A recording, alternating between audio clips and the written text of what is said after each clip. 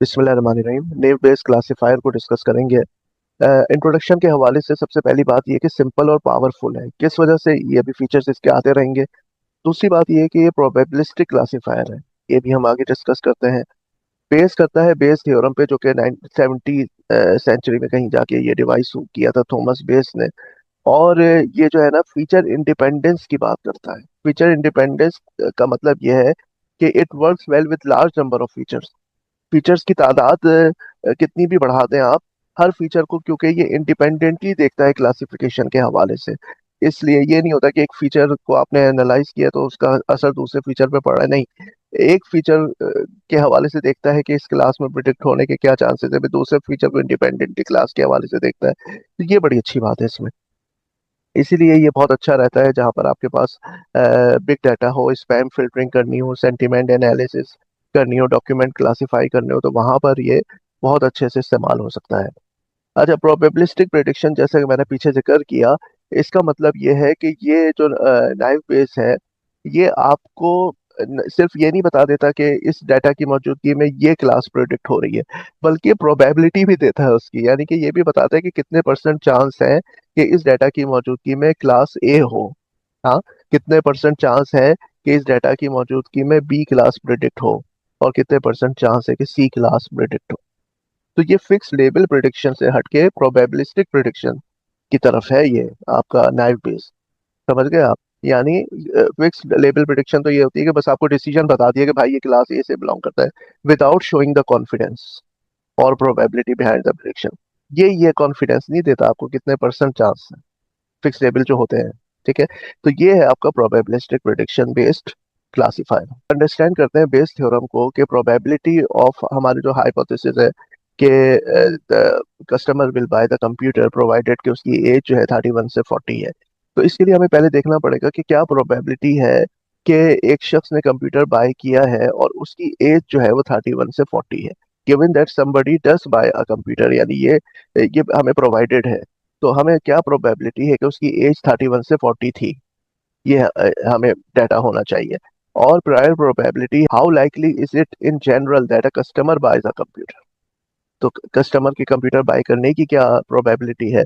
Denominator में हमारे पास है evidence probability, how likely is it to see a customer with age 31 से 40। कि 31 से 40 की एज है कस्टमर की, इसकी क्या प्रोबेबिलिटी है। मिसाल इसकी समझते हैं कि जैसे हमारे पास the word win appears in spam email 70% of the time. ये जो विन है, ये स्पैम ईमेल्स में अपीयर होता है, ये 70% ऑफ द टाइम ऐसा है। और prior probability of any email being spam is 1/10,000। और किसी ईमेल का स्पैम होना ये 1/10,000 है। Evidence probability of any email containing the word win, और 50 में से एक ईमेल में ये देखा गया है कि ये वर्ड आता है विन का। ठीक है, तो if an email has word win in it, what is the probability that it is spam. ठीक है, अगर किसी ईमेल में वर्ड विन आता है तो क्या प्रोबेबिलिटी है कि वो स्पैम ही होगी। तो what is the probability that the email is spam provided that the win appears in the title or body of the email। तो इस ये हमें निकालना है। तो क्या प्रोबेबिलिटी है कि एक ईमेल अगर स्पैम है तो उसमें विन वर्ड आया हो, इसकी प्रोबेबिलिटी। और स्पैम होने की क्या प्रोबेबिलिटी है डिवाइडेड बाय, तो क्या प्रोबेबिलिटी है कि विन वर्ड जो है वो अपीयर हो रहा है ईमेल। तो हमारे पास 70% टाइम्स ऐसा है कि विन वर्ड अपीयर्स होता है स्पैम ईमेल में। तो एक ईमेल स्पैम है, उसमें विन वर्ड आया है, ये 70% प्रोबेबिलिटी। एक ईमेल के स्पैम होने की प्रोबेबिलिटी ये है 0.0001। ठीक है, और विन वर्ड अपीयर हो रहा है ईमेल में, इसकी है 1/50, यानी 0.02। तो इसको आप कैलकुलेट करें तो ये निकला है 0.0035। कि हमारे पास एक ईमेल में विन आया है, तो क्या चांस है कि ये स्पैम है। अब हम इस चीज को डिस्कस करने की तरफ जा रहे हैं कि हमारे पास बहुत सारे फीचर्स दिए हुए हैं। तो क्या होगी प्रोबेबिलिटी इन फीचर्स की मौजूदगी में कि क्लास सी आई प्रिडिक्ट हो। ठीक है, तो ये वही फॉर्मूला जो हम पीछे से लेके आए हैं बेस थ्योरम से, कि यहाँ पर हमारे पास हमें देखना पड़ेगा कि इस सी आई क्लास के हवाले से हमारे पास ये फीचर्स क्या क्या हैं। ठीक है, और इस क्लास की अपनी प्रोबेबिलिटी कितनी है, इस क्लास के होने की अपनी probability divided by in features की प्रोबेबिलिटी। अच्छा, ये जो है ना, यहाँ पर आप देखें कि क्लास के हिसाब से जो हम फीचर्स को एनालाइज कर रहे हैं तो ये वेरी करेंगे। इस क्लास में फीचर्स कितनी दफा आए हैं, ठीक है, और खुद ये क्लास कितनी दफा आकर हुई है हमारे डाटा सेट में। लेकिन ये चीज कि ये फीचर्स कितनी दफा डाटा सेट में आए, तो अगर हम क्लास 1 के हवाले से बात कर रहे हैं, क्लास 2 के हवाले से बात कर रहे हैं, तो ये चीज तो कांस्टेंट ही होगी ना। वो तो हर क्लास के हिसाब से ये चीज सेम ही होगी। तो इसको हम डिनोमिनेटर से रिमूव कर देंगे ताकि हमारी कैलकुलेशन आसान हो जाए। तो ये हमारा जो फॉर्मूला है ये अब इतना रह जाएगा, क्योंकि जब हम इन फीचर्स एक्स के जो भी डिफरेंट वैल्यूज है उनके हिसाब से क्लास को प्रेडिक्ट करने जा रहे हैं, तो ये तो सबके लिए सेम हो गई प्रोबेबिलिटी ऑफ दीज फीचर्स, कि ये फीचर्स हमारे पास डाटा सेट में कितनी दफा आए हैं। तो ये तो सबके हर क्लास के हवाले से सेम होगा। तो इसको इसके साथ डिवाइड करने के कोई ज़रूरत नहीं है। बेसिकली जो ये न्यूमरेटर है इसको कैलकुलेट कर ले तो काफ़ी होगा। तो ये जो न्यूमरेटर में हमारे पास ये असल फीचर है ये वाला, ठीक है। तो ये हम कैसे कैलकुलेट करेंगे, यही वो जो इंडिपेंडेंट का कॉन्सेप्ट मैंने आपको शुरू में बताया था ना, attributes are conditionally independent, that is no dependence relation between attributes. तो ये जो प्रोबेबिलिटी का कॉन्सेप्ट है कि इंडिपेंडेंट एट्रीब्यूट्स होंगे तो आप क्या करेंगे, मल्टीप्लीकेशन करेंगे। तो यहाँ पर आपके पास के की वैल्यू 1 से लेके n तक आपके पास फीचर्स हैं।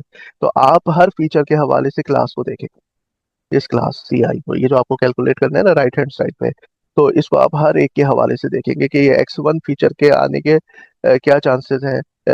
इस क्लास जो सपोज करें आई की वैल्यू 3 है, तो क्लास 3 में होने के x1 के कितने चांसेस है, और x2 फीचर के क्लास 3 के हवाले से क्या प्रोबेबिलिटी है। तो हर फीचर के हवाले से आप इस क्लास को देखेंगे। Greatly reduces the computation cost, only counts the class distribution, सिर्फ आप क्लास डिस्ट्रीब्यूशन को देख लेंगे। और यानी only need to count how often each individual feature xi occurs within each class c। अच्छा, अब आपको प्रेडिक्ट करना है कि x belongs to c2 if and only if the probability of this class ci provided x is the highest among all of these for all the k classes।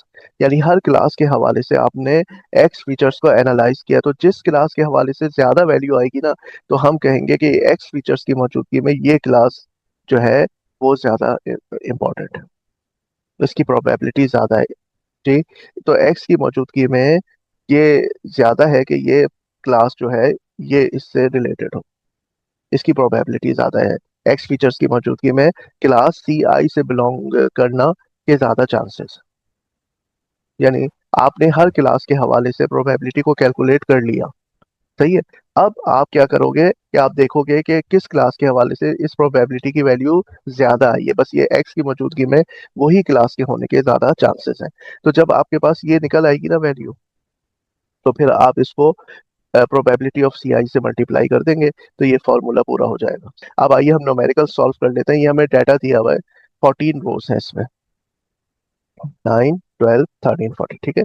और हमारे पास क्या है कि दो क्लासेस हैं, कि बाइस कंप्यूटर, ये कंप्यूटर बाय करेगा इन फीचर्स की मौजूदगी में, यस और नो, हमारे पास दो क्लासेस हैं फाइनल। तो डाटा टू बी क्लासिफाइड, अब हमें ये देखना है कि यहाँ पे जो डाटा गिवन है, मिसाल के तौर पे अगर एज लेस देन 30 है, इनकम हाई है, स्टूडेंट नहीं है, और उसकी क्रेडिट रेटिंग जो है वो फेयर है, तो चांस है कि कंप्यूटर बाय करेगा, नहीं, ठीक है।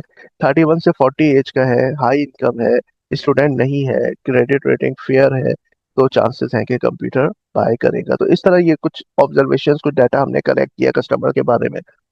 अब हम ये देखते हैं कि हमें ये सिचुएशन दी गई है कि एज जो है लेस देन और इक्वल टू 30 है, लेकिन इनकम मीडियम है, ठीक है। तो और स्टूडेंट में यस है, और क्रेडिट रेटिंग जो है फेयर है।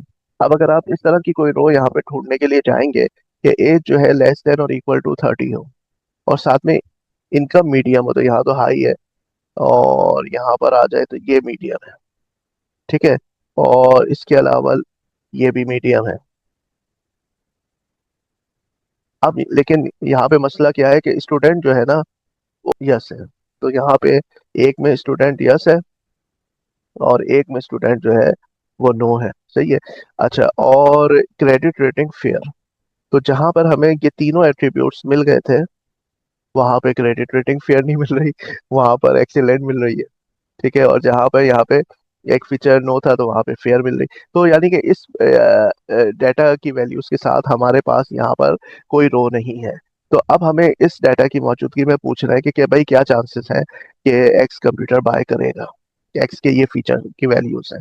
सही है। तो अब हम आए और बहुत ही सिंपल फॉर्मूला इसमें। सबसे पहले हमें क्या करना होगा कि अगर हमें, हमारे पास दो क्लासेस हैं, एक क्लास है यस की और एक क्लास है नो की। अच्छा, अब हमें ये देख लेना होगा, जैसे यहाँ पर आपको बताया कि ये जो है प्रोबेबिलिटी ऑफ द क्लास, ये आपको निकालनी होगी। उसके बाद हर फीचर के हवाले से इस क्लास की वैल्यू देखनी होगी। तो देखिए, अब यहाँ पे यस की प्रोबेबिलिटी, यस कितनी दफा आया आप काउंट करें, 3 4 5 6 7 8 9, 9 टाइम्स आया है। यानी 14 में से 9 जो है ये प्रोबेबिलिटी है यस होने की। उस 9 में से क्या चांसेस है कि एज जो है वो लेस देन और इक्वल टू 30 हो। ठीक है। यानी इन 9 वैल्यूज में से कौन सी ऐसी वैल्यूज है जहां पर एज लेस देन और इक्वल टू 30 हो। तो यस वाले में आप देखें, एक ये मिली आपको और एक ये मिली लेस देन और इक्वल टू 30, तो ये हो गया 2 आउट ऑफ 9।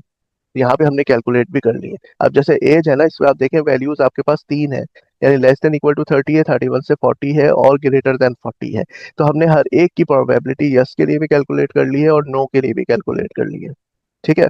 तो ये हमारे पास यस की आई है, यस की मौजूदगी में लेस देन और इक्वल टू 30 जो है वो 2/9 आई है। अब हम देखेंगे कि इनकम मीडियम हो यस के केस में कितने हमारे पास वैल्यूज हैं।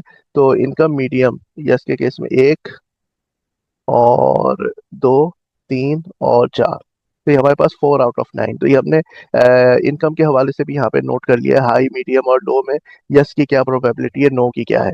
इसी तरह student is equal to yes, student yes हो ना, तो 1 2 3 4 5 6 7 दफा आया है, जिसमें से ये एक दफा नो आया है, बाकी हमारे पास ये, ठीक है, 6 आउट ऑफ 9। 6 आउट ऑफ 9, एक दफा बस नो आया है कि यस है, और 22 कंप्यूटर में नो है। बाकी 6 जगह पे ये क्या है हमारे पास, जब 22 कंप्यूटर यस है तो स्टूडेंट का यस होना 6 दफा आया है। इसी तरह क्रेडिट रेटिंग आपके पास फेयर हो, ठीक है, तो यस के केस में क्रेडिट रेटिंग फेयर 1 2 3 4, 1 2 3 4 5 6, 6, ये भी 6/9 है। ठीक है। और इसको हम कर देंगे मल्टीप्लाई किससे, टोटल यस प्रोबेबिलिटी से, 9/40। तो ये हमारे पास वैल्यू आ गई। इसी तरह से आप लाइकलीहुड ऑफ नो निकाल लेंगे। तो 5/14 जो रोज है उसमें हमारे पास नो है, और 5 में से एज लेस देन और इक्वल टू 30 हो, ये 3/5 है। इनकम मीडियम हो नो के केस में ये 2/5 है।